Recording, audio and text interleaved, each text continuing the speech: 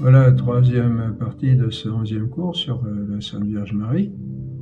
Nous continuons de contempler ses belles qualités, ses perfections qu'on a commencé à voir dans le mystère de l'incarnation, de l'Annonciation.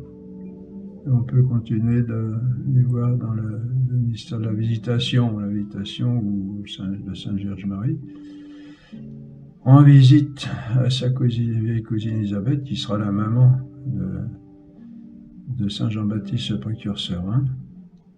Donc Marie avertit par l'ange Gabriel que sa vieille cousine est enceinte de Saint Jean-Baptiste, qui doit être le précurseur du Sauveur. On verra ce que ça veut dire. Comme vous le savez, le précurseur, celui qui, d'après l'étymologie, celui qui court devant, celui qui est chargé d'annoncer.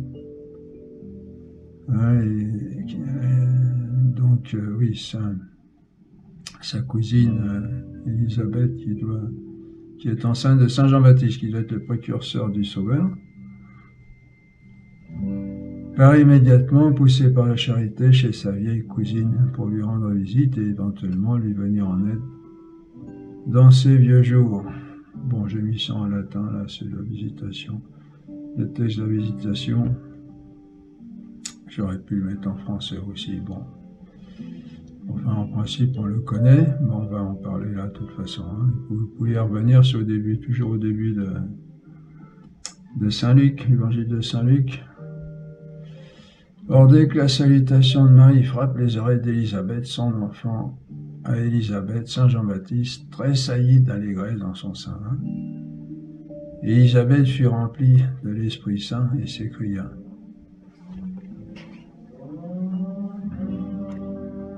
Tu es bénie entre les femmes, et béni est le fruit de ton sein.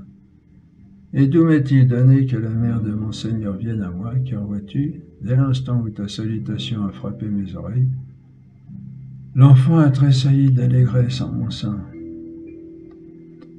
Oui, bienheureuse celle qui a cru à l'accomplissement des paroles qui lui furent dites de la part du Seigneur. Donc, si je viens de vous le dire en français là. Sauf le début, Texurgens Maria, donc Marie, se rendit en hâte. Texurgens, c'est pour signifier que la personne se met en hâte, en route. En ces jours-là, elle partit dans les montagnes avec grande hâte, festination, dans une ville de Judée. Elle entra dans la maison de Zacharie et salua Élisabeth.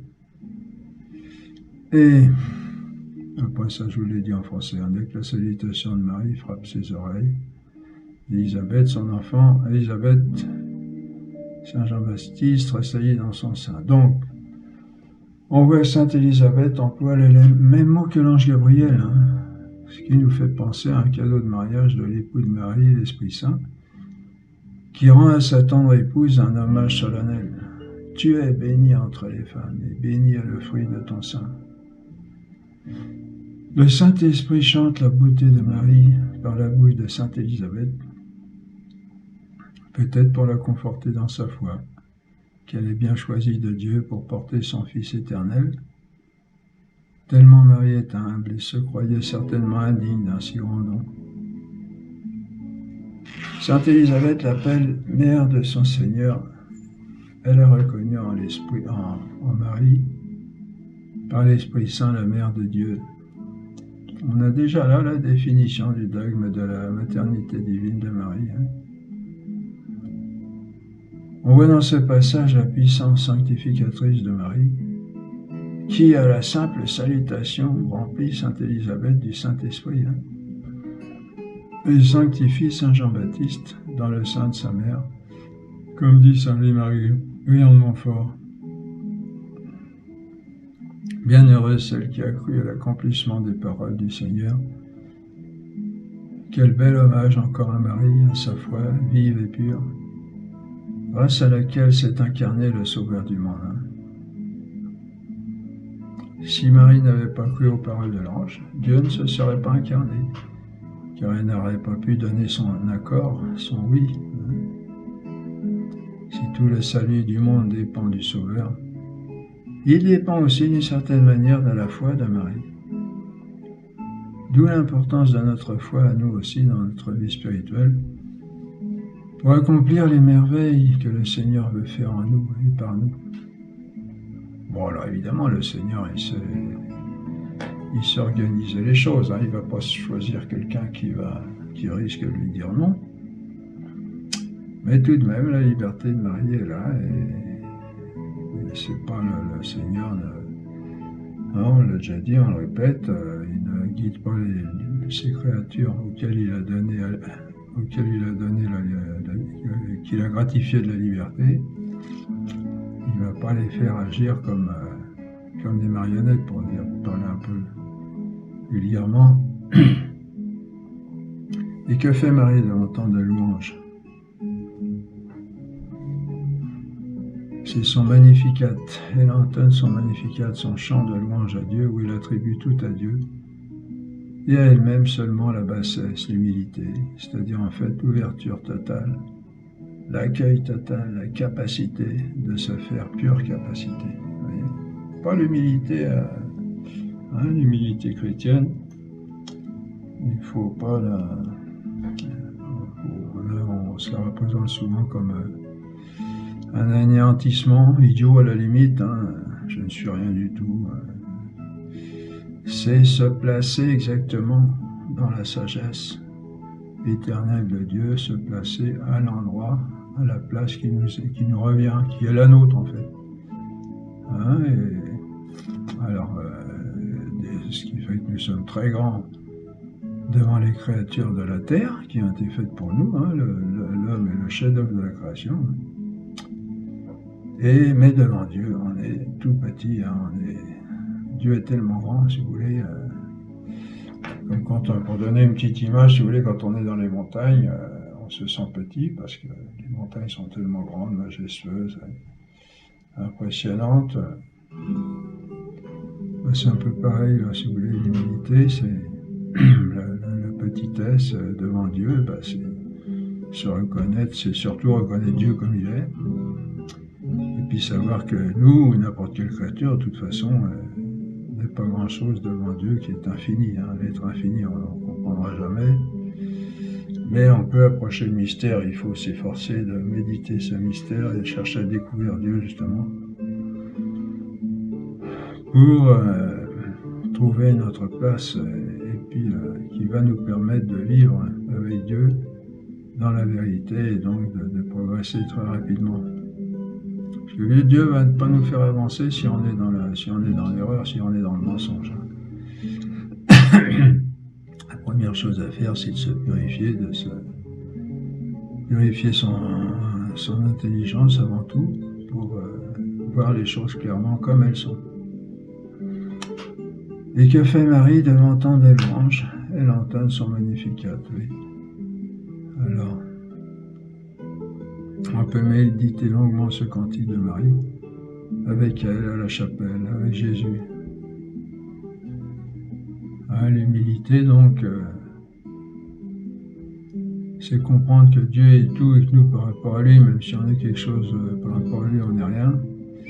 Et donc, il n'y a plus qu'une chose à faire, c'est de se mettre en ouverture totale à Dieu, qui est le bien infini, qui n'est que bien, pour qu'il puisse nous combler comme il le désire. Par le mystère de l'incarnation, Marie est devenue mère de Dieu. Cela entraîne une conséquence dans l'Église. L'Église, en effet, c'est le corps mystique de Jésus-Christ, comme on l'a vu, en particulier selon l'enseignement du Christ lui-même, à propos de la vigne, hein, dont il est le cep et nous les sarments. Or, si l'Église c'est le corps mystique de Jésus-Christ, dont il est la tête et nous les membres, si l'Église c'est le corps de Jésus, et si Marie, étant mère de Dieu, est celle qui engendre Jésus avec son corps, il s'ensuivrait que Marie est celle qui engendre forcément l'Église. Et donc, elle est mère de l'Église, car on ne voit pas comment une maman engendrerait la tête de son fils et pas ses membres. Ce serait une monstruosité. Donc Jésus pourrait être une monstruosité en soi, puisqu'il est absolument parfait, d'abord comme Dieu, et aussi comme homme, hein, c'était un être sans défaut, hein, d'aucune manière. Si l'Église elle-même, si elle n'avait que la tête et non les membres, le corps, elle serait une monstruosité. Donc Marie engendre tout le corps mystique de son Fils, et c'est pourquoi on l'appelle Mère de l'Église. Pour que nous soyons membres vivants de l'Église, il faut que la vie du Christ passe en nous, de même que la sève de la vigne doit passer du cep dans les sarments. Or, c'est Marie qui a donné l'existence à Jésus, la tête du corps mystique de l'Église. Donc c'est Marie qui doit donner l'existence au corps aussi, car on ne voit pas comment une maman donnerait naissance à la tête de son fils et pas à son corps, on le répète. Hein. La vie surnaturelle que nous avons en nous vient de Marie.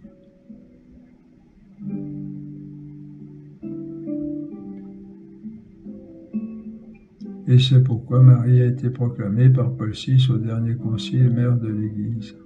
Vous voyez, le pape. Et donc Marie est mère de chacun de nous. Elle doit être mère de chacun. Elle doit être mère de chacun de nous.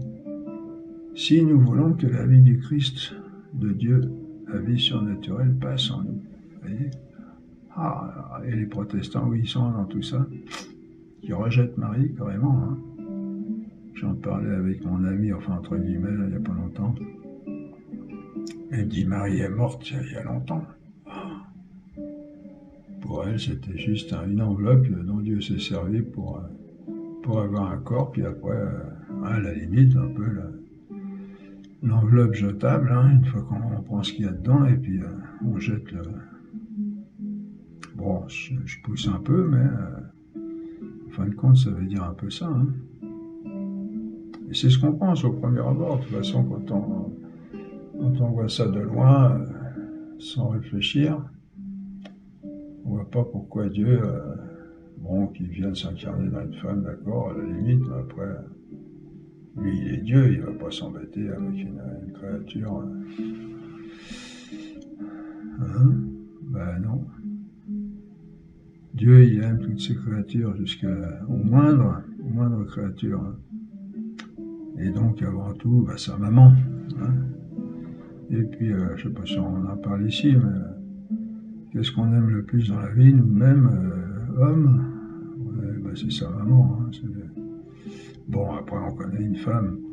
Enfin, je parle du temps où l'amour existait encore. Après, on peut tomber amoureux d'une femme follement. Bon, c'est une autre sorte d'amour, si on peut dire. Et on peut l'aimer, et c'est pour ça qu'on autant et même plus d'une certaine manière, d'une autre manière que la maman. Mais la maman reste toujours au fond de notre cœur. Je parle quand on est normalement constitué, la maman reste toujours. Et c'est ce qui arrive pour la plupart des gens. La maman reste toujours la personne la plus aimée. Hein. Et donc pour Jésus aussi, oui, pour qu'on ait la comparaison, donc Jésus qui est l'amour lui-même, qui vient nous enseigner l'amour et qui vient se présenter comme modèle de ce genre, hein, le modèle dans l'amour des hommes, l'amour de son père d'abord évidemment, et l'amour des hommes, lui aussi, celle qui va aimer le plus dans sa vie, ça sera sa maman, hein, forcément. Alors, c'est grâce à Jésus que nous avons la grâce maintenant qui nous vaut de devenir fils de Dieu, de participer à la nature divine comme on l'a vu. Et comme c'est grâce à Marie que nous avons Jésus, c'est en définitive grâce à elle que nous avons la grâce. Vous voyez, hein? Et je répète, hein, c'est grâce à Jésus que nous avons la grâce. Et c'est grâce à Marie que nous avons Jésus, donc c'est grâce à Marie qu'on a la grâce. C'est la pure logique, ça. Hein. C'est pas du sentiment, c'est 2 + 2 = 4. Hein. Ce n'est pas un hasard que Dieu ait voulu passer par Marie pour nous donner Jésus et toutes les grâces qu'il nous apportait. Marie n'est pas seulement un intermédiaire matériel dont se serait servi Dieu pour nous donner Jésus, oui, comme je disais, pour ensuite la délaisser comme un instrument devenu inutile, quelle horreur. Ce que pensent pourtant certains protestants, même tous, hein, je pense. De toute façon, ils n'acceptent pas Marie dans l'économie divine. Ils sont obligés de la reconnaître parce qu'elle est dans l'Écriture. Mais ils ne lui reconnaissent pas un rôle essentiel dans le salut des hommes. Voilà, mais on répète ce qu'on vient de dire, là, comment celui qui n'est qu'amour infini, qui venait racheter les hommes par cet amour, aurait pu considérer un seul être humain comme un instrument inutile. Et comment, à plus forte raison, l'aurait-il fait avec celle qui a été sa propre maman, hein? Si Jésus est véritablement le fils de Marie, comme on l'a vu. Et ce qui a porté l'Église jusqu'à la déclarer mère de Dieu, comment Jésus, lui, ne va pas la reconnaître comme sa maman? Qu'avons-nous de plus cher que notre maman, hein? Et Dieu qui a voulu vivre notre vie d'homme en toutes ses étapes par amour pour nous, aurait eu le moindre mépris pour la personne pour laquelle nous avons la plus grande affection, notre maman, quand du moins la nature en nous n'est pas corrompue.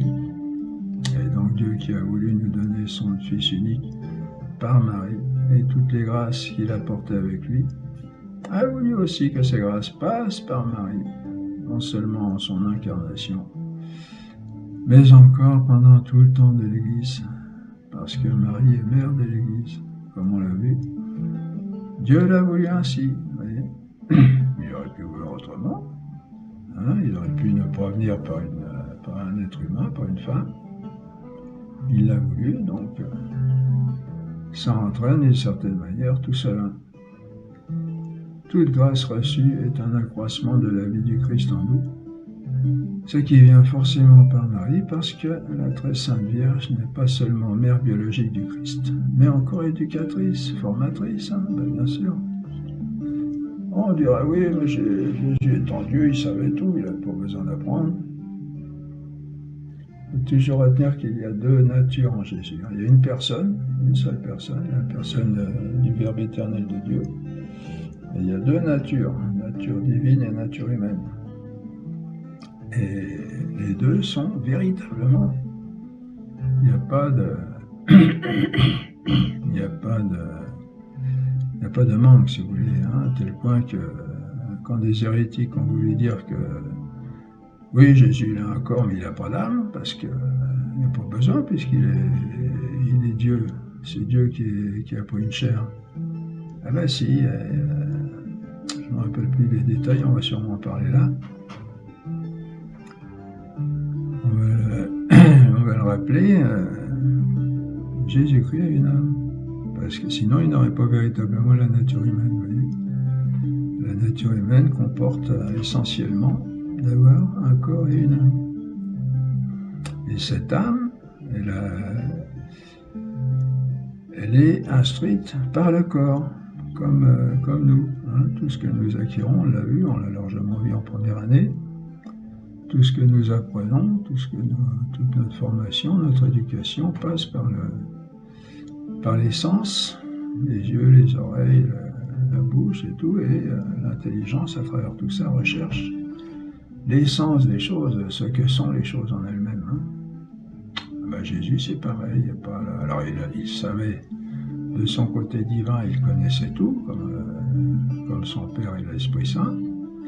Il est aussi en Dieu que le Père et l'Esprit Saint, mais du côté de sa nature humaine, il a reçu une éducation comme nous. Et alors après, comment ça se passe en lui-même, c'est étonnant d'ailleurs, quand on va en reparler encore, sûrement.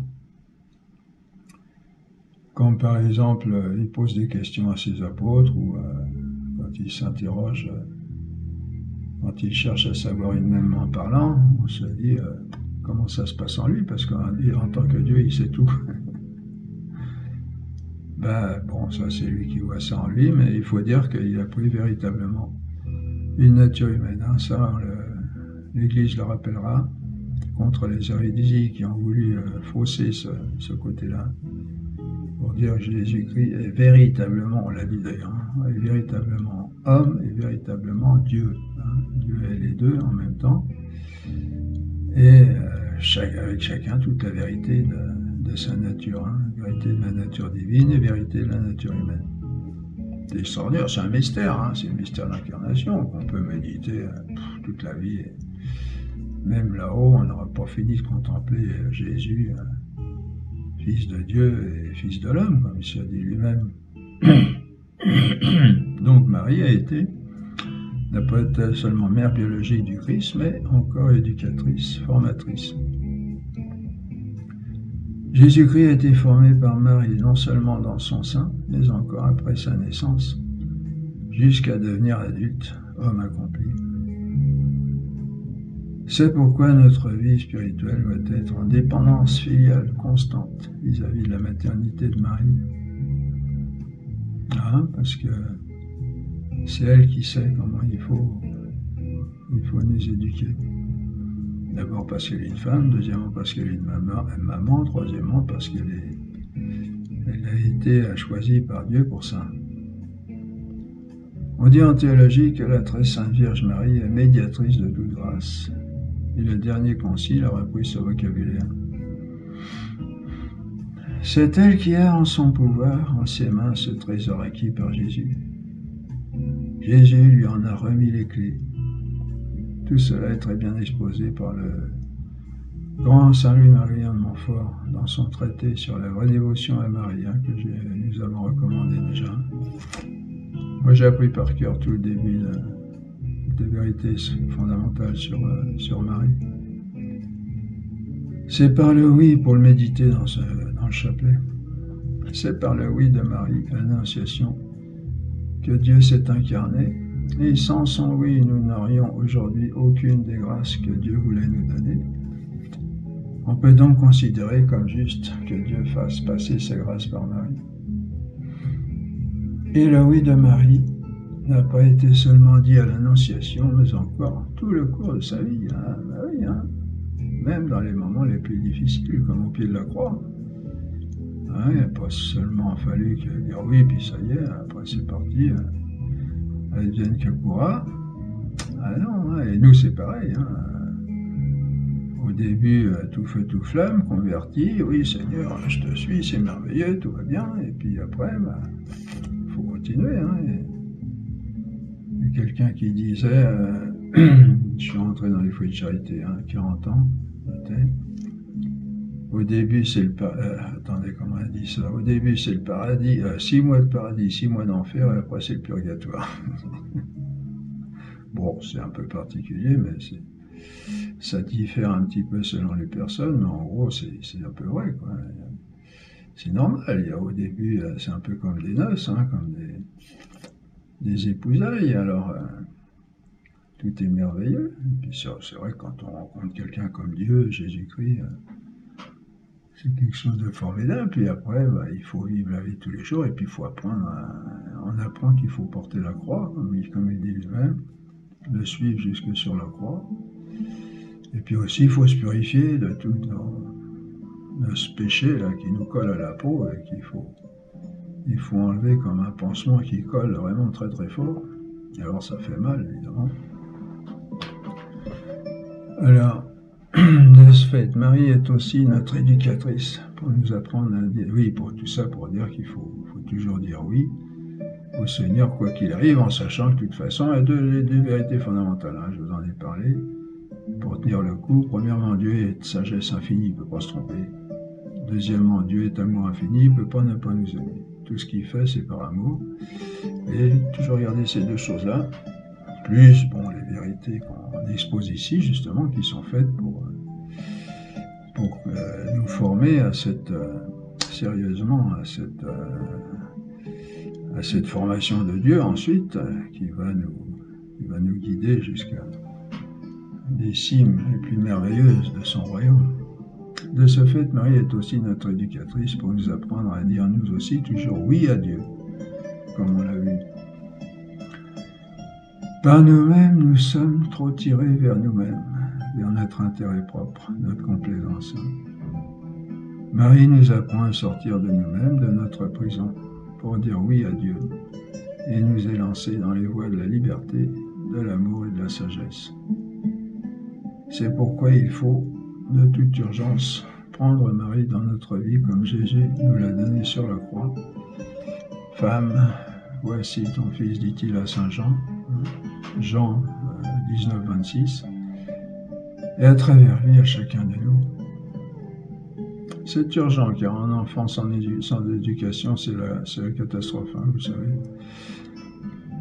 Et de même, un chrétien sans Marie pour mère, c'est la catastrophe aussi. Et il faut, voyez, quand on parle de nos frères protestants, comment peut-on les appeler frères alors qu'ils rejettent leur mère? Ah, il y a des graves problèmes. Hein. Il ne faut pas les considérer comme une religion, une autre religion qui aurait autant de droits que la nôtre. Hein, ce sont des frères séparés hein, et qui ont déchiré la robe du Christ, hein, l'Église. Hein. Alors ils avaient des raisons à l'époque hein, de se séparer, il y avait des problèmes dans l'Église, c'est sûr. Mais Dieu a voulu cette Église qui a subi des hauts et des bas. Mais il a dit, les portes de l'enfer n'emporteront pas sur elle. Et c'est cette Église que Jésus a voulu fonder, que Jésus a fondée. Et tu es pierre, et sur cette pierre, je bâtirai mon Église. Il n'a pas dit mes églises, mon Église. Oui, il n'a pas dit je bâtirai mon Église, puis à côté il y en aura d'autres. Non, non, non, il n'y a qu'une Église, une seule Église, et c'est l'Église de Saint-Pierre. Et il faut nous laisser conduire par Marie comme un enfant, au début comme un petit bébé, voilà, qui regarde toujours vers sa maman, et ne peut pas faire un seul pas sans elle, et puis ensuite, selon que nous acquérons de plus en plus notre autonomie propre, d'être personnel et libre, comme on l'a vu dans le cours sur l'éducation. Ça me rappelle un professeur, mon professeur d'anglais, quand j'étais en 6e, il disait, alors il faisait les strates de long en large comme ça, il prenait son temps. Dans mathématiques, vous avez 12 ans. En français, vous avez 12 ans. En histoire, vous avez 12 ans. Etc. En anglais, vous êtes des petits bébés. Et voilà. Et nous aussi, on peut avoir 20, 30, 40 ans, 60 ans, si on se convertit à ce moment-là. Du point de vue de la religion catholique, on est des petits bébés, et comme tel, il faut nous mettre dans les mains de la Sainte Vierge. Le but de l'éducation, pour l'anecdote plaisante, mon professeur d'anglais s'appelait Ben Saïd. Enfin, il nous a appris quand même. Le but de l'éducation, on se rappelle, c'est que l'homme arrive à sa parfaite maturité, à devenir un être libre, dans le sens noble du terme. Comme on l'a vu dans ses cours hein, sur l'éducation. Ça ne veut pas dire une indépendance par rapport à Marie pour la rejeter après qu'elle nous ait servi. Quelle horreur, comme on l'a fait remarquer tout à l'heure à propos de Jésus. Mais hein, on garde toujours la maman, même quand on a 80 ans, hein, si elle est encore là. Mais une autonomie d'amour de Dieu, car Dieu cherche des êtres libres, qu'il aime librement. Et cela en gardant un amour d'autant plus grand pour celle grâce à laquelle nous aurons acquis d'être ce que nous devions devenir, c'est-à-dire libres. Pas facile la liberté acquérir, hein. On le revendique souvent, mais alors qu'on n'a pas compris ce que c'était. Hein. On croit que c'est un pouvoir de faire tout ce qu'on veut, faire tout et n'importe quoi, c'est complètement faux. Hein. On l'a vu. Si donc nous voulons vivre pleinement notre vie chrétienne, ne pas la manquer, il nous faut garder les yeux constamment tournés vers Marie, en ne craignant pas qu'elle fasse écran entre nous et Dieu, bien au contraire, c'est la route qui nous y mène le plus directement et le plus facilement possible. Comme il est très bien exposé dans l'œuvre de Saint Louis-Marie-Guéant de Montfort, le traité de la vraie dévotion à la Sainte Vierge Marie. Je l'ai recommandé déjà, et je le recommande encore. Un livre, ça devrait être un livre de chevet, ça. Il nous faut vivre dans une totale dépendance avec Marie. Mais ça ne veut pas dire, je répète, rester un bébé toute sa vie. Et c'est comme dans les familles humaines. Le grand-fils, par exemple, qui va devenir ingénieur, qui a 22 ans, par exemple, il vient voir sa maman, mais comme un homme. Vous voyez, sa maman, elle lui parle comme un homme. Elle ne va pas lui parler comme un petit enfant de 8 ans. Mais c'est toujours la maman qui est là pour l'aider. Puis c'est une femme, alors une femme, c'est... Il y a tout un mystère là, de richesse pour l'homme. Quand aujourd'hui on veut nous faire des femmes égales aux hommes, on n'a rien compris de la richesse, de la beauté de la femme comme complémentaire de l'homme, de même que l'homme est complémentaire de la femme. Vous voyez, on est en train de tuer tout ça et on se croit intelligent, on se croit victorieux, enfin. À notre époque, on a compris, on s'est libéré des idées reçues, comme si les idées reçues étaient toutes mauvaises, comme si nos parents nous avaient été les derniers des imbéciles et nous avaient enseigné tout ce qu'il y a de plus idiot. Ça n'a aucun sens. Les temps passés, il y a eu des richesses extraordinaires dans les temps passés. Vous avez qu'à voir la langue latine, tiens, déjà. La langue latine qui remonte à 2000 ans, plus de 2000 ans. Mais le français, c'est rien du tout à côté. Puis le grec aussi, vous voulez. C'est d'une puissance intellectuelle. Vous regardez les poèmes latins, c'était une puissance de synthèse. Et aujourd'hui, on se croit malin. Bon, c'est vrai que la science, du côté de la science, qu'on appelle la science aujourd'hui, la physique, mathématiques, etc., on a fait d'énormes progrès, ça c'est sûr, par rapport au passé. Mais tout n'est pas progrès, Alors, certains protestants disent qu'il n'y a pas à recourir à Marie, parce qu'il ne peut y avoir qu'un seul médiateur entre Dieu et les hommes. Ah voilà, un autre argument. Chez eux, et ce médiateur est Jésus-Christ, il ne peut pas y en avoir d'autre.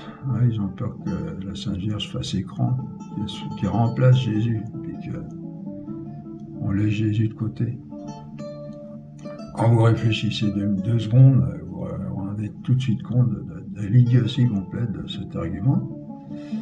Parce que la très Sainte Vierge, excusez-moi pour les protestants, mais la très Sainte Vierge n'est pas médiatrice en concurrence avec Jésus entre Dieu et les hommes, bien sûr. Elle est médiatrice entre Jésus et nous. Car même si par Jésus, Dieu est venu parmi nous, on s'imagine que la vie en Dieu, même avec Jésus, ne doit pas être si facile. Et nous avons besoin d'une éducatrice.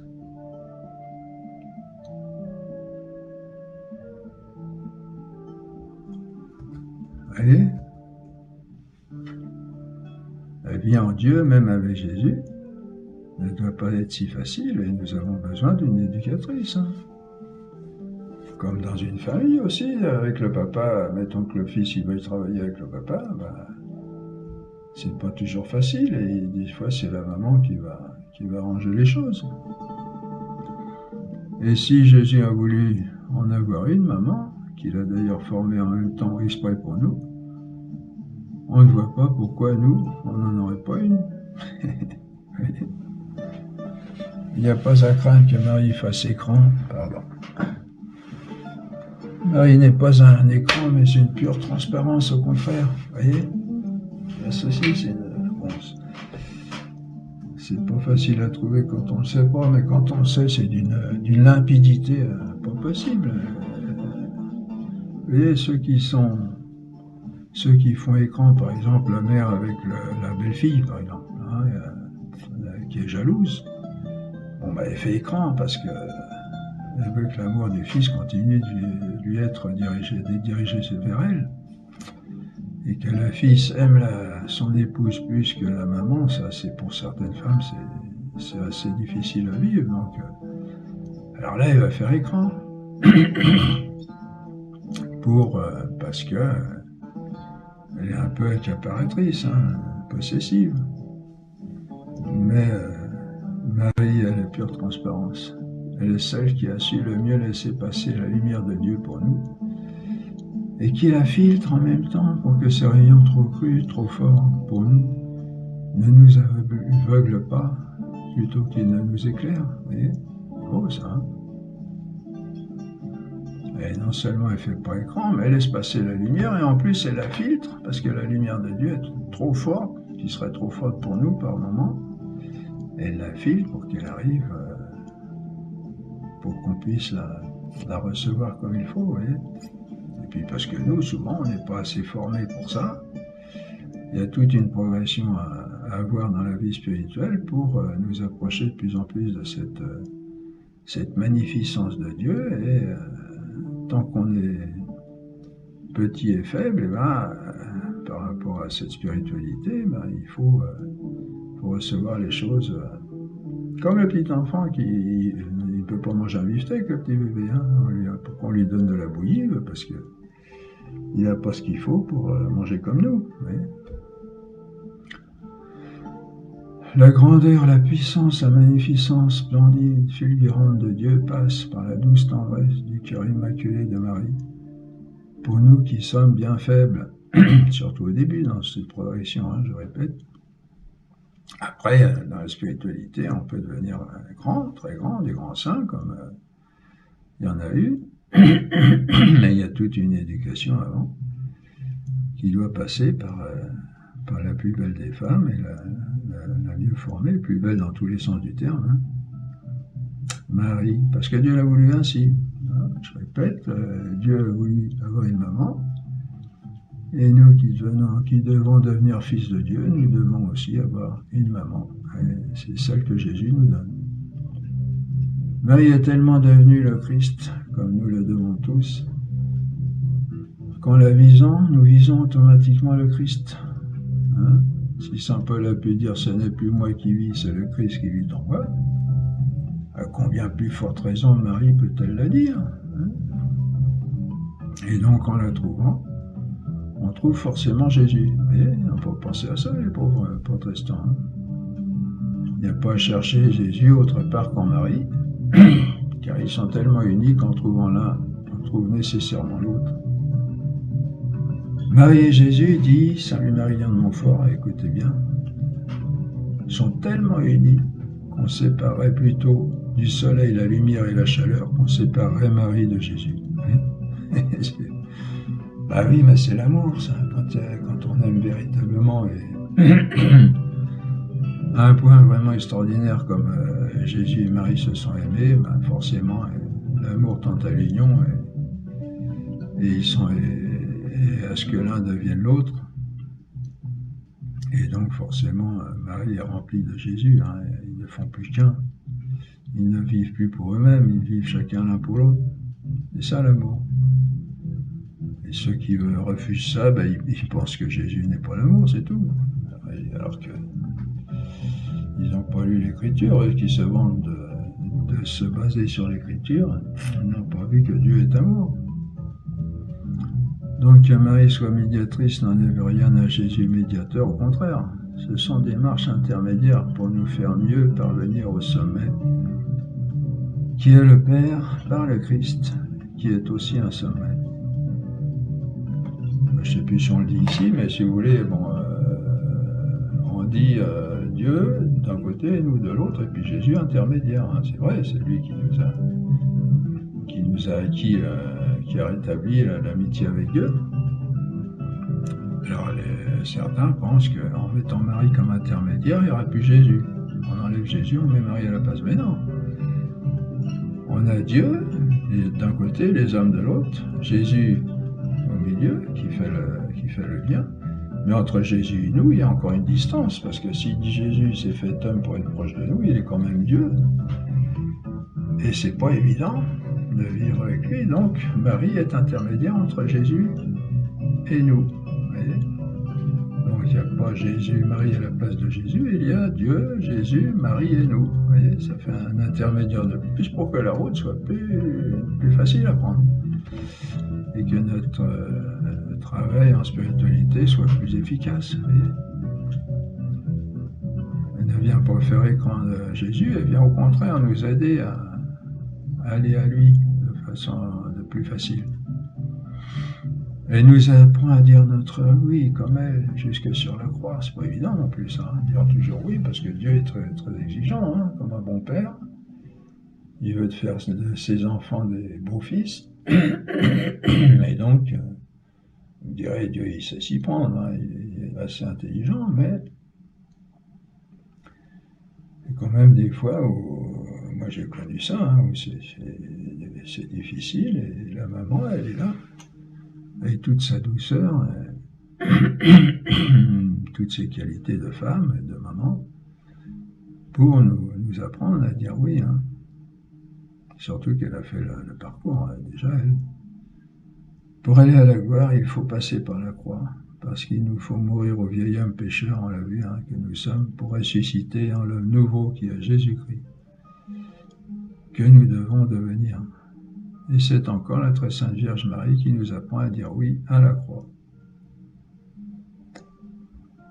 Marie est co-rédemptrice, en ce sens qu'elle a pris sa part des souffrances du corps mystique qui est l'Église, et nous devons chacun devenir co-rédempteur en prenant notre part des souffrances du corps mystique de l'Église, et cela par son éducation. Hein? Marie ne vivait pas comme son fils que pour la rédemption. Non, pas. Marie ne vivait comme son fils que pour la rédemption. Et quand on s'aime aussi, on prend à cœur complètement les projets de l'autre. Hein. Surtout s'il est Dieu comme Jésus. Jésus n'est venu que pour une chose, nous racheter. Ce que veut dire rédemption, on l'a vu. Hein. Et la très sainte Vierge Marie, ne faisant qu'un avec son Fils, n'ayant lui aussi que la rédemption. Elle a pris totalement à cœur le projet de Dieu, de sauver l'humanité. Elle ne vit que pour cela. Elle ne pense pas à elle, à sauver son Fils, comme ce sera la réaction de Saint Pierre, quand Jésus avertit ses apôtres qu'il faudra souffrir la passion. Hein, Saint Pierre dit non, ça ne t'arrivera pas, Seigneur. Hein. Il n'avait pas envie, on le comprend dans un sens, hein, mais... Et Jésus lui répondra cette parole apparemment très dure. « Passe derrière moi, Satan, car tes pensées ne sont pas celles de Dieu, mais des hommes. » Vous voyez, Saint Matthieu 16, 23. Marie, elle, avait compris que Jésus était venu pour racheter le monde et qu'il devait, pour cela, beaucoup souffrir, jusqu'au sacrifice total de lui-même. Marie, avec sa vive intelligence, qui n'était obscurcie ni affaiblie par le péché, avait bien compris tout cela par la Sainte Écriture, la parole de Dieu. Il aurait été étonnant d'ailleurs que Dieu ne la forme pas de longue date à la mission à laquelle elle était appelée, de former Jésus pour sa mission à lui, le rachat du monde, et ne l'informe pas de ce que devait être ce rachat du monde. Marie était tellement pleine de qualités, hein, qu'elle devait elle devait connaître la Bible par cœur, hein, et avoir compris très profondément, peut-être pas tout, mais une grande partie. Et la Bible ne parle que de Jésus. Hein. Toute la passion est décrite dans l'Ancien Testament. Hein. Vous savez, le psaume 22 en particulier, là, mon Dieu, pourquoi m'as-tu abandonné? C'est Jésus sur la croix. Hein. On voit comment elle avait à cœur ce rachat du monde, par exemple dans le passage de l'Évangile qui narre les noces de Cana. Il n'y avait plus de vin à ces noces, où Marie, Jésus et ses apôtres avaient été invités. Marie, dans sa charité, prend à cœur ce désagrément et, tournant son regard vers son fils, lui dit « Ils n'ont plus de vin. » Jésus, apparemment, son désintérêt, c'est le renvoie rudement, apparemment. Femme, qu'est-ce que cela pour moi et vous? Mon heure n'est pas encore venue. Souvent, quand Jésus paraît rude, c'est pour éprouver notre foi en son amour, pour faire grandir notre foi. Il n'y a rien qui fasse plus de peine à Dieu que de ne pas croire à son amour. Il n'y a rien qui lui fasse plus plaisir que d'y croire. Marie sait très bien que pour tirer les époux de la noce d'embarras, Jésus doit faire un miracle. Seulement, s'il fait un miracle, il commence sa vie publique et avance l'heure de sa mort sur la croix. Marie le sait très bien certainement et n'hésite pas à provoquer l'amour de Jésus pour venir en aide aux pauvres. Bon, c'est à moduler, c'est à méditer dans la finesse de la spiritualité.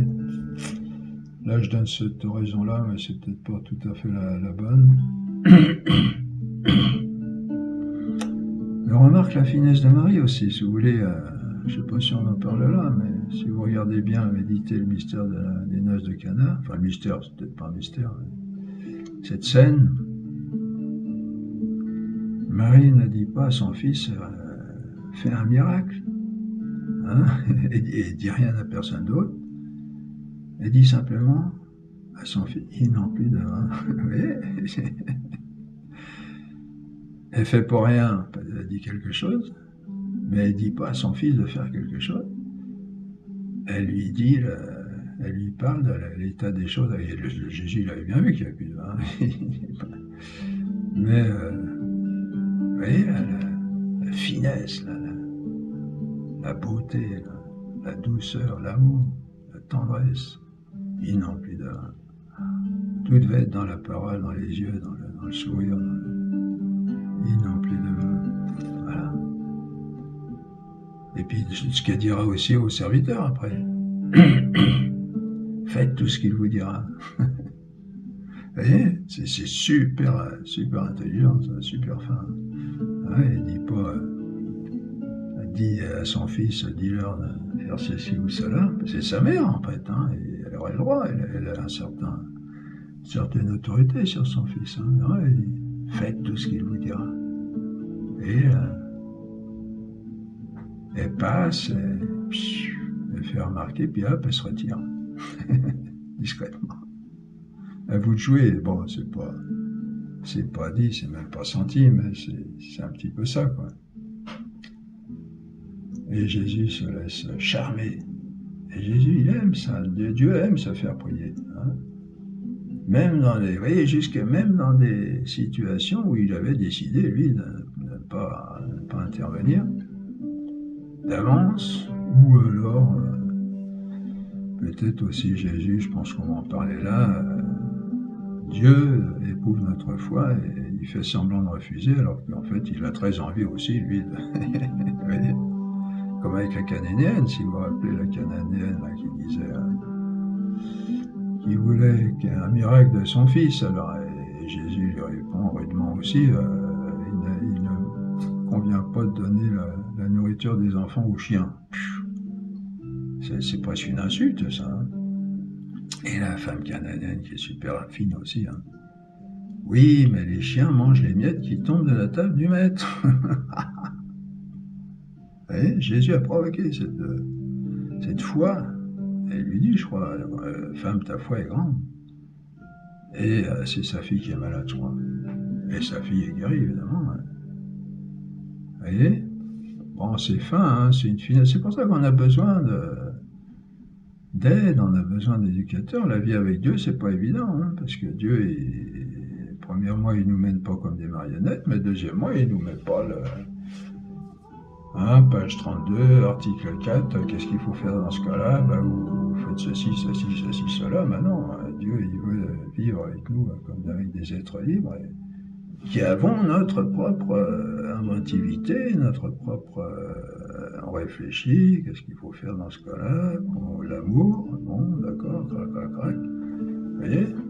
Et Dieu, il est heureux de nous voir vivre comme ça. Il veut pas des automates, il veut pas des gens qui vont dire article 4 comme dans le sketch de Fernand Reynaud, là, combien de temps on met un fusil à refroidir après avoir tiré. Vous connaissez, non? Il y en a un qui répond 1 minute, 2 minutes, non, non, non, non. Et puis à la fin, le gars, il prend son livre et puis le fusil met un certain temps. Et pour le formalisme poussé à l'extrême, ah non, Dieu, il veut des gens intelligents qu'il aime et qui ont toute leur inventivité, toute leur créativité. C'est ça qui le remplit de joie, c'est quand on se sert de ce qu'il nous a donné, l'intelligence, la volonté, la liberté, de la meilleure manière. Comme un papa se réjouit des cadeaux qu'il a fait à son fils et qui s'en sert de la meilleure manière aussi. Hein. Vous voyez ? Voilà, donc... alors, quand on regarde bien, bon là je vous dis ce que j'ai préparé, bon ça va peut-être rejoindre ce qu'on vient de dire. Quand on regarde bien, la prière de Marie ne concerne pas seulement les époux, mais l'humanité tout entière qui n'a pas de vin, le vin du bonheur, de l'amour. Hein? On voit que Marie a toujours eu très à cœur la réalisation du salut du monde. Loin de protéger son fils, oui c'était pour dire ça, d'une fin redoutée, ce qui aurait été tout à fait naturel pour une maman. Hein? Elle-même indirectement suggère à son fils d'avancer lors de sa mort. Oui. Ce qui est admirable encore dans ce comportement, dans le comportement de la très sainte Vierge Marie, c'est cette parole au serviteur, voilà, comme je disais. Faites tout ce qu'il vous dira. Elle ne donne pas d'ordre à Jésus, ce dont elle aurait eu le droit, étant sa maman. Bon, quoique Jésus était majeur à l'époque, hein, mais bon.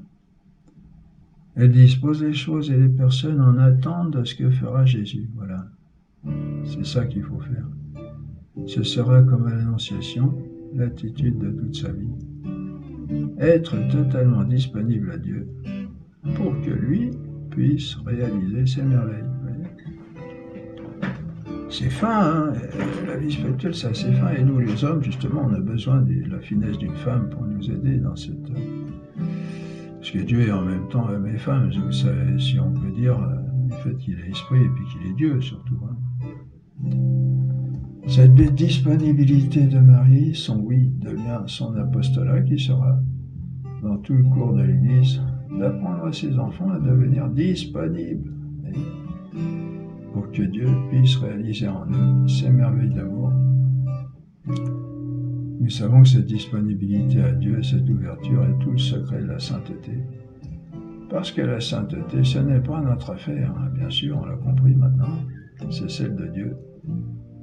Et nous deviendrons saints autant que nous laisserons Dieu réaliser en nous la sainteté. Vous voyez, c'est là qu'est la difficulté, c'est que la sainteté, c'est l'œuvre de Dieu, mais à travers des hommes libres. Vous voyez, toute l'articulation entre... C'est pas nous qui faisons, c'est Dieu, mais il fait par nous qui sommes libres. Donc il ne veut pas nous forcer, il va nous laisser libres. Vous voyez, toute la finesse, la délicatesse de la vie spirituelle, de l'association entre Dieu et nous. Et c'est pour ça qu'on a besoin d'aide, et en particulier d'une maman qui va nous apprendre à vivre cette délicatesse de l'amour dans le chemin de la perfection avec Dieu. Bon, il y a les autres saints aussi, hein, faut pas hésiter. Mais Marie a une place quand même prépondérante dans ce projet de Dieu, du fait qu'elle a été la maman de Jésus. Et puis, Marie étant la première bénéficiaire de la rédemption, et au plus haut point, qui ne se trouvera jamais, en vertu de son immaculée conception et de sa mission, est le modèle de perfection de toute l'Église, vous voyez. C'est vers elle qu'il faut regarder pour savoir comment imiter Jésus. Il y a un livre qui s'appelle l'imitation de Jésus-Christ. C'est le chemin vers la sainteté, et c'est en ça que consiste la sainteté. Hein. Je voulais dire autre chose, mais ça m'est sorti, ça va revenir. Enfin, cette rédemption étant essentiellement l'œuvre de la miséricorde de Dieu, nous l'avons vu largement, et Marie étant désignée par lui pour être sa trésorière, sera de ce fait la mère de miséricorde. Et, merveille admirable encore de notre Seigneur, il a voulu que la dispensatrice de sa miséricorde soit une femme, une maman, est la maman la plus pure, la plus tendre, la plus douce, la plus compréhensive, enfin la plus remplie de toutes les qualités nécessaires à la dispensation de sa miséricorde divine. Vous voyez. Marie, d'une certaine manière, est plus compréhensive que Jésus dans notre misère, car Jésus est Dieu, alors qu'elle, elle est créature comme nous, et bénéficiaire directe de la rédemption. Sans la rédemption, elle aurait été pécheur comme nous, peut-être la plus grande pécheresse, et elle le sait parfaitement. De ce fait, on l'appelle Mater Misericordiae, Mère de miséricorde et aussi refuge des pécheurs. Elle est toujours tournée vers les plus démunis, les plus misérables de tous, et elle ne vit que pour leur salut. Voilà ce que nous voulions dire d'essentiel concernant Marie. Qu'est-ce que je voulais dire encore? Mais il faut que vous vous enrichissiez dans vos oraisons. Vous allez découvrir tout cela avec l'aide du Saint-Esprit. Des lectures sérieuses comme en premier la Bible, la parole de Dieu, et puis secondairement les pères et les docteurs d'Église. Pas seulement eux, mais aussi des femmes des très grands docteurs de l'Église, comme Sainte Thérèse d'Avila, Sainte Catherine de Sienne, Sainte Thérèse d'Enfant Jésus, qui sont aussi docteurs, c'est-à-dire maîtres, qui ont été déclarés par l'Église comme aptes à nous enseigner les voies du salut. Il y a aussi Saint Jean de la Croix chez les hommes, pour les voies mystiques, et aussi d'une façon plus rationnelle les pères de l'Église comme Saint Augustin, Saint Ambroise, Saint Grégoire le Grand, Saint Léon le Grand, qu'on a vu, et puis les docteurs postérieurs, utiles à chaque époque, Saint Alphonse de Liguori, Saint Robert Bellarmin, Saint Thomas d'Aquin, bien sûr, et, vous voyez, etc. Un autre personnage qui occupe une place indispensable dans la réalisation de l'incarnation rédemptrice, c'est Saint Joseph, ce cher Saint Joseph. Sans lui, en effet, la maternité de la très sainte Vierge Marie n'aurait pas pu se réaliser dans le contexte social humain, surtout de l'époque et du pays, où être enceinte pour une femme sans être mariée était considéré comme quelque chose d'abominable. C'était l'horreur. Et puis à juste raison, d'ailleurs, aujourd'hui, c'est le contraire, mais c'est une décadence pas possible. D'où la difficulté pour Dieu, si on peut dire, de trouver à la très sainte Vierge Marie un homme qui tienne en même temps le rôle d'époux et qui comprenne sa maternité divine, c'est-à-dire accepte de tenir ce rôle d'époux au regard de la société sans vivre le mariage comme il est communément vécu, avec l'union conjugale. Ce qui n'a pas du tout été évident pour Saint Joseph, qui s'est demandé, comme on le voit dans l'évangile de Saint Matthieu, s'il devait prendre Marie pour épouse ou non. Quand il s'aperçoit que la Sainte Vierge est enceinte et que c'est pas de lui, il se pose des questions. Alors on ne sait pas qu'est-ce qu'il s'est posé comme question. Bon, Saint Joseph était tellement pur, il avait certainement une telle haute considération de Marie qu'il a dû se douter qu'il y avait quelque chose de... Mais bon, il ne savait pas. Mais le rôle de Saint Joseph dans l'économie du salut n'a pas seulement été figuratif, on le sait. Dieu étant le Dieu de vérité profonde et non de simple apparence, comme ce monde, a voulu que celui qui devait, le monde, l'esprit, dans le sens de l'esprit du monde, monde pécheur, a voulu que celui qui devait tenir le rôle d'époux de la plus pure des vierges et de père humain pour Jésus-Christ remplisse ce rôle en toute vérité, et il est à penser qu'il ne manquait à cette sainte famille, pour être comme toute famille humaine, que l'union conjugale, mais en tout le reste, il n'y avait certainement aucune différence, et Saint Joseph s'est conduit avec la grâce de Dieu, comme l'époux humain de Marie et le père humain de Jésus, devenant ainsi, par la grâce de Dieu, l'image de l'époux de Marie, le Saint-Esprit et l'image du Père éternel pour Jésus. Si on osait, on avancerait que Saint Joseph est comme une incarnation du Saint-Esprit et du Père éternel. Pas du tout au même niveau que Jésus, évidemment, mais d'une certaine façon, certainement, tout de même, ce qui n'aurait rien d'étonnant, puisque, comme on vient de l'insinuer, il devait remplir le rôle du Saint-Esprit comme époux de Marie et le rôle de Père pour Jésus. On voit ainsi quelle disponibilité, quelle ouverture, quel effacement, quelle humilité il devait avoir comme Marie. Saint Joseph est l'homme humble et caché, toujours prêt à obéir à la moindre injonction de Dieu, qui lui parlait souvent en songe. On sait aussi par d'autres écrits des mystiques pendant l'écriture, mais par ailleurs, bon, c'est toujours à prendre avec précaution, mais ça se rejoint quand même dans plusieurs écrits que Saint Joseph a été méprisé par ses frères, était persécuté par ses frères. C'était le pauvre homme humble, toujours en prière, toujours. Et il a dû s'expatrier, il a dû fuir cette persécution, carrément, c'était vraiment une persécution, il paraît, de ses frères. Il est de race royale, il est descendant de race royale, et il a pris un métier d'artisan pour, je pense par goût, je ne me rappelle plus les détails, mais.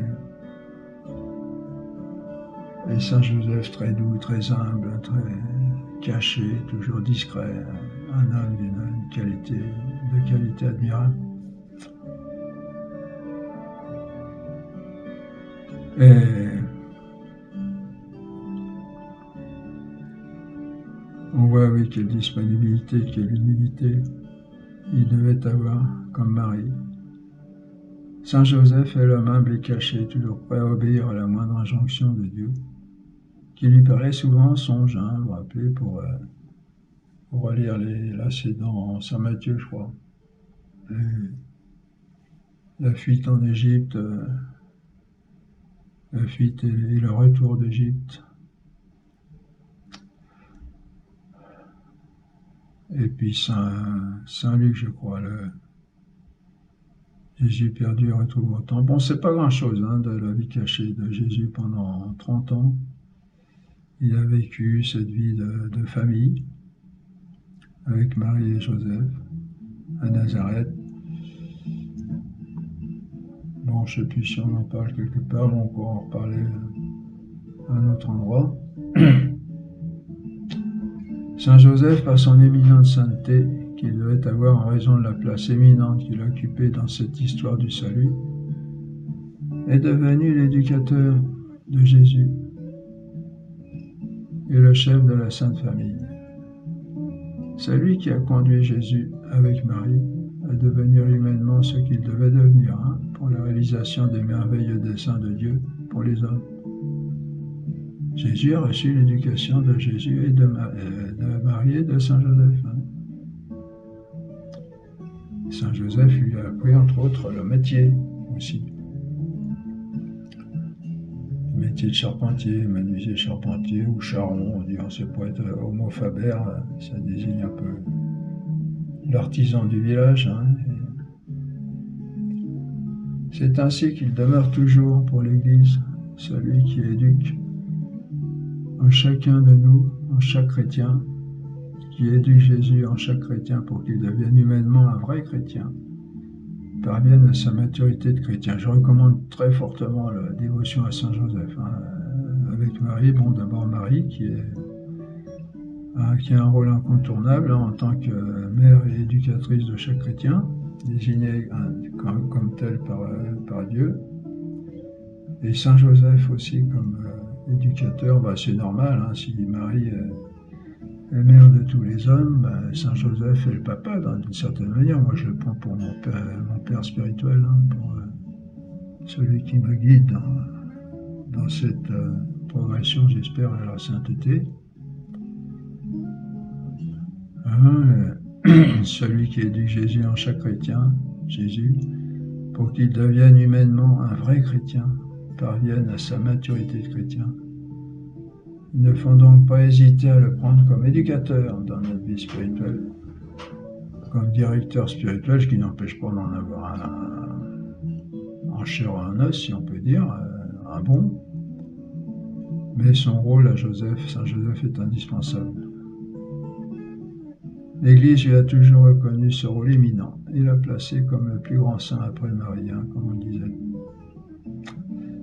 Et un troisième personnage qui a un rôle capital aussi, peut-être moins connu, dans la réalisation de l'incarnation rédemptrice, c'est Saint Jean-Baptiste. Le précurseur, comme on dit, de Jésus-Christ. Précurseur signifie étymologiquement parlant celui qui court devant. Saint Jean-Baptiste est celui qui annonce Jésus, qui prépare sa voie, non seulement de façon historique, mais encore dans les cœurs. Non seulement à l'époque, historiquement, quand Jésus était là, mais aussi dans les cœurs. Pour la formation de chacun de nous en tant que devant devenir un autre Christ.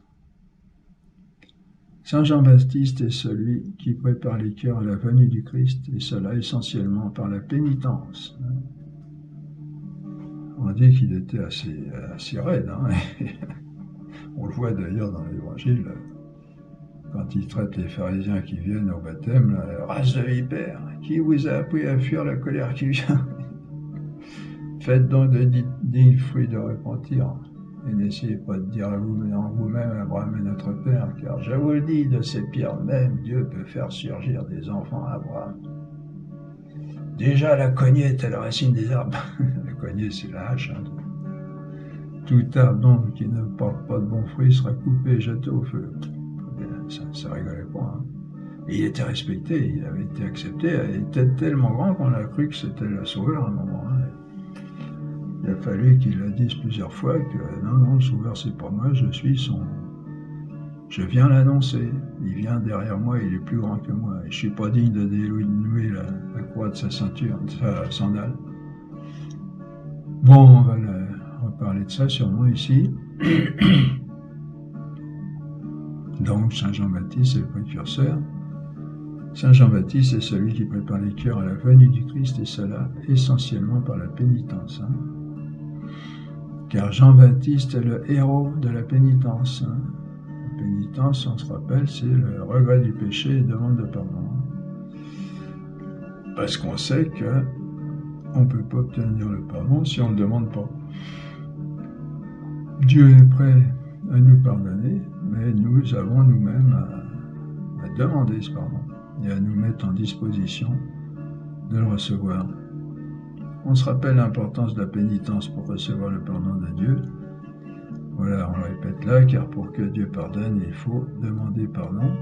Et pour demander pardon, il faut faire pénitence. Et pour faire pénitence, il faut le savoir. Il faut savoir qu'il faut faire pénitence, ce qui n'est pas évident pour tout le monde. La plupart du temps, j'ai pas volé. J'ai été gentil avec tout le monde, donc je vais directement au paradis. Ben non, c'est pas nous qui décidons. Le juge, c'est pas nous. On peut juger de certaines choses, mais malheureusement, notre jugement a été corrompu aussi par le péché. D'où l'importance capitale du rôle de Saint Jean-Baptiste pour amener à la pénitence, préparer à recevoir le pardon de Dieu, c'est-à-dire en définitive le salut, qui est Jésus-Christ. On comprend ainsi comment Saint Jean-Baptiste est précurseur de Jésus-Christ. Et il ne l'a pas été seulement à la venue historique de Jésus-Christ, mais encore avant la venue de Jésus en chaque âme. Et il faut beaucoup le prier encore aujourd'hui pour nous et pour tous les hommes, pour qu'il nous amène à la pénitence et à l'accueil du salut, qui est Jésus-Christ. Moi, je le prie tous les jours, Saint Jean-Baptiste, pour qu'il intervienne dans le monde, dans les cœurs, qui prépare les cœurs à la venue de Jésus. On remarque dans l'Évangile le total effacement de ce saint immense devant Jésus-Christ. Il était tellement grand que les Juifs de l'époque se sont demandé s'il n'était pas le Sauveur, comme je disais. Et lui, dans sa grande humilité, a dit non, ce n'est pas moi, mais il vient après moi, celui qui est plus grand que moi. Et je ne suis pas digne de délier la courroie de sa chaussure. Recourons donc à lui avec grande confiance et demandons-lui de préparer les cœurs à travers le monde. Revenons à Jésus, Marie, Joseph pour contempler quelque peu la vie qu'ils ont menée à Nazareth. Jésus-Christ, Dieu fait homme, descendant de la race royale de David, comme Saint Joseph, Saint Luc 1, 27, 32, a voulu cependant mener la vie humble et cachée d'un artisan charpentier, comme son père adoptif Saint Joseph pendant 30 années, avant ce qu'on appelle sa vie publique, qui se terminera par une condamnation à mort sur une croix. Et il nous rappelle par là toute la noblesse du travail manuel, un travail nécessaire à l'homme pour sa subsistance. Car si l'homme est semblable aux anges et à Dieu par son esprit, il est essentiellement corporel, corps qu'il doit nourrir, vêtir et abriter. C'est ça quand les jeunes ont du mal à comprendre aujourd'hui, c'est que si on ne travaille pas, on ne mange pas.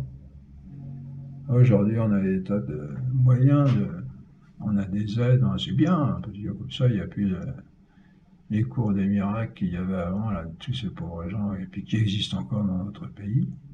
Alors, on a de la chance en France, on est quand même bien lotis. Mais ça fait perdre un petit peu aux jeunes et aux moins jeunes le sens du travail pour manger. Si vous vous retrouvez sur une île déserte, si les choses ne viennent pas, si vous n'avez pas des fruits qui poussent, ou comme ça arrive dans la plupart des endroits de la Terre, si vous ne travaillez pas pour avoir à manger, puis pour avoir un logement, et puis etc., vous n'avez rien. Si vous êtes tout seul, pas les autres. Vous n'avez pas les autres qui vont vous le donner. Et là, on s'appuie beaucoup sur les autres. Travailler, et moi je récupère. Bon, j'exagère un peu, il y a des gens qui ont besoin d'aide.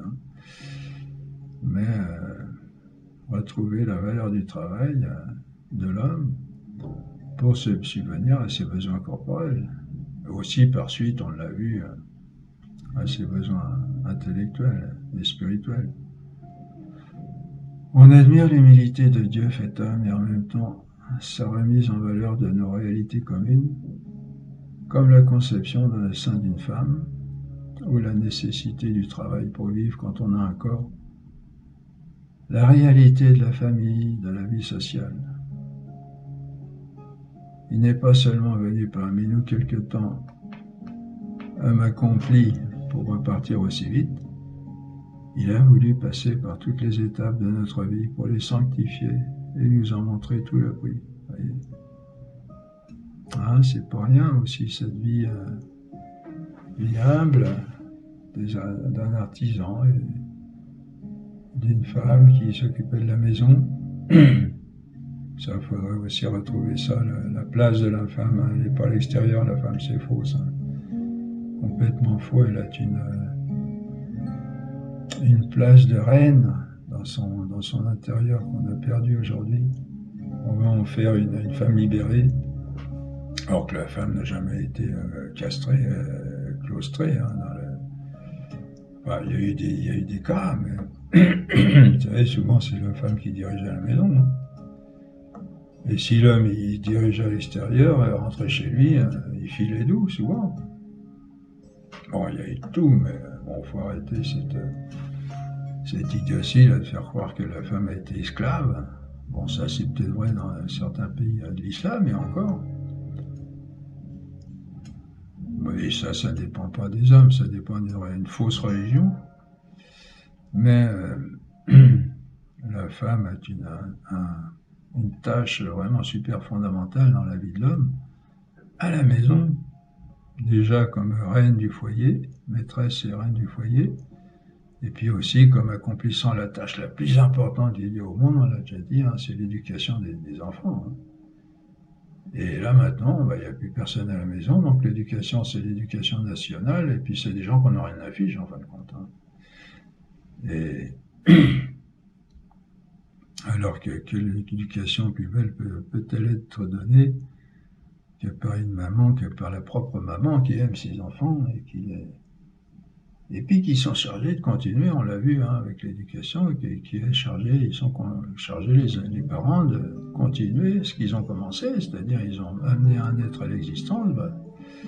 Il suffit pas qu'il soit né tout petit bébé, il faut aussi l'amener à maturité après. Ça fait partie de l'union conjugale, tout ça. Hein. L'union conjugale, c'est pas seulement un acte sexuel, c'est aussi... ça, on a oublié complètement aussi, cette chose-là, c'est que amener un être à l'existence, c'est un acte sexuel au départ, évidemment, sinon il n'y viendrait pas, du moins de façon naturelle, et puis c'est ensuite le mener jusqu'à sa liberté, lui mettre, comme on dit, j'aime bien l'expression, le remettre entre les mains de sa liberté, la véritable liberté, hein, comme on l'a vu dans ces cours. Et donc Dieu vient, Jésus-Christ vient nous montrer toute la valeur justement de ce...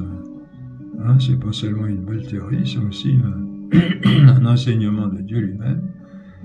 Dieu fait homme, qui vient pas seulement du haut d'un hélicoptère de dire j'arrive, tenez bon, je vous envoie l'évangile, paf, puis qui s'en va, qui rentre dans son ciel, hein, c'est quelqu'un qui est venu.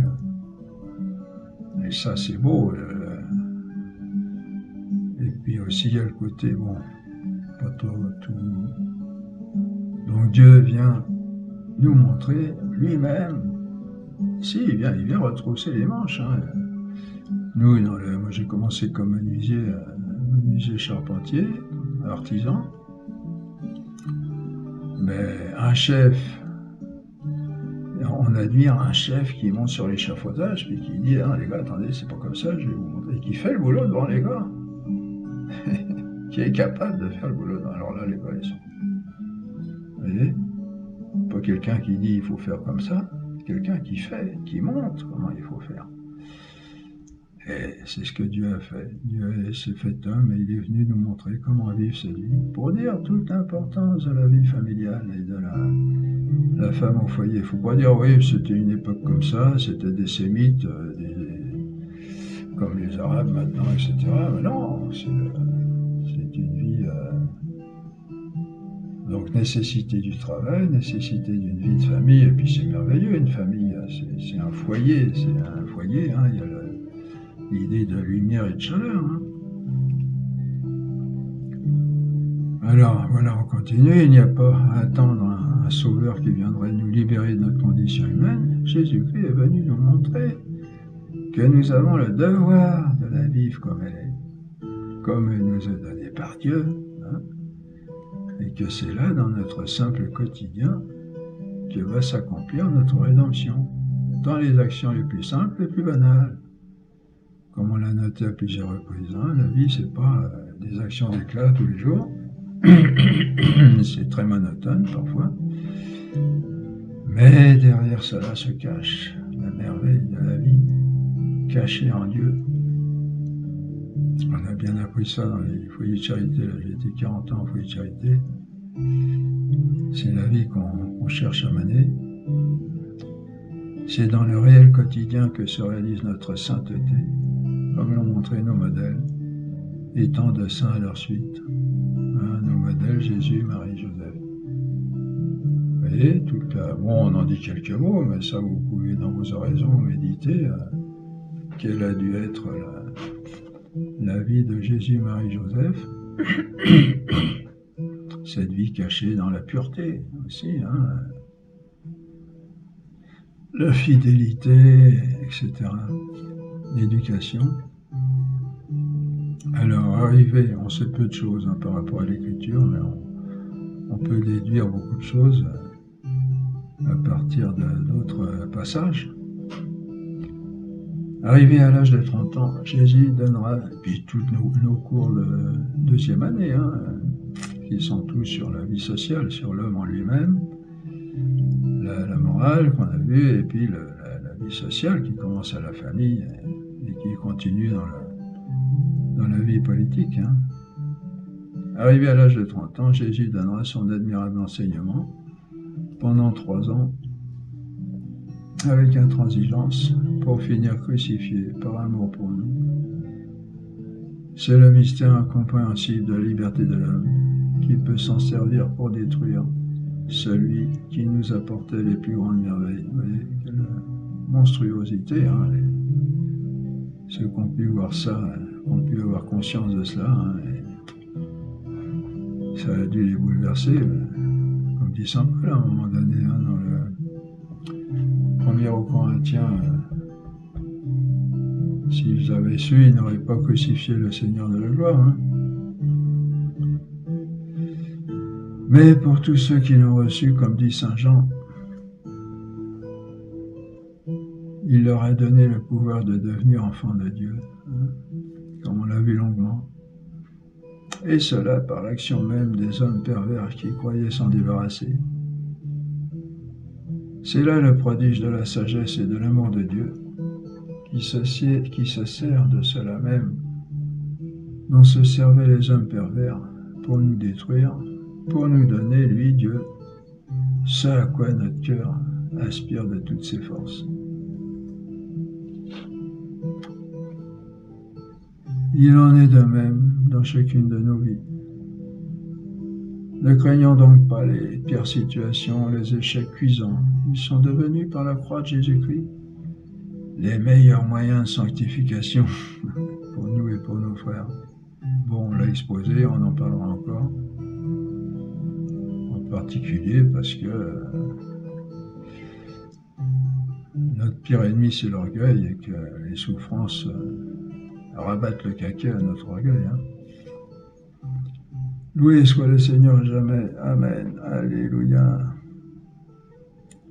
Voilà, ce 11e cours est fini. À bientôt pour le 12e.